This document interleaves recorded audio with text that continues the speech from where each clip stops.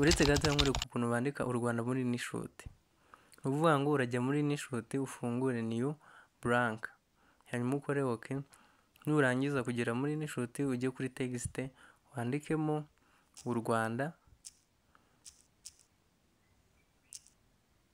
Nurangiza ukore kuri yes, hanyuma numara gukora kuri yes uze uhite ushyiramo duration, ushyiremo igihe biri bumare iyo animation.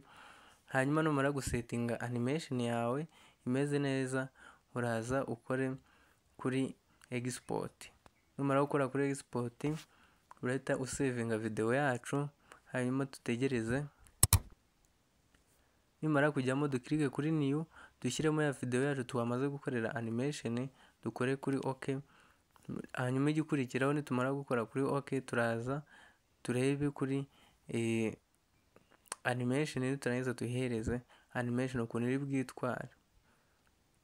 Urabona iraza kuba yitwara neza cyane. Nitumara gukora animation yacu, turaza tuza hano duhite tureba kuri PIP.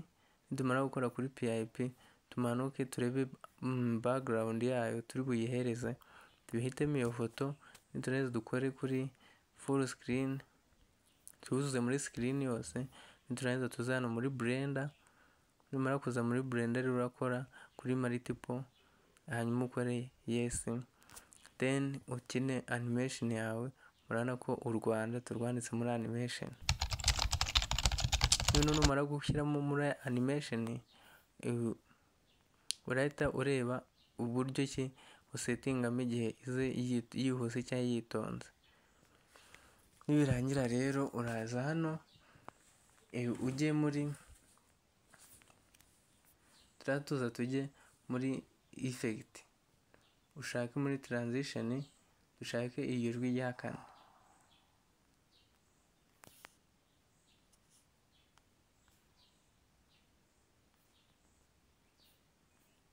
Nitumara gushyira mu ijwi rya kane, urumva ukuntu riravuga neza cyane. Noneho dukore kuri hano OK.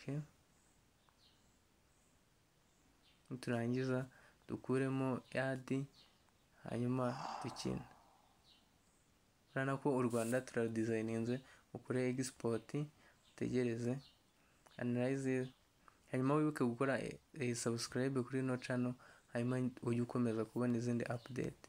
Tumaze gukora video yacu rero urayibona ngiyi.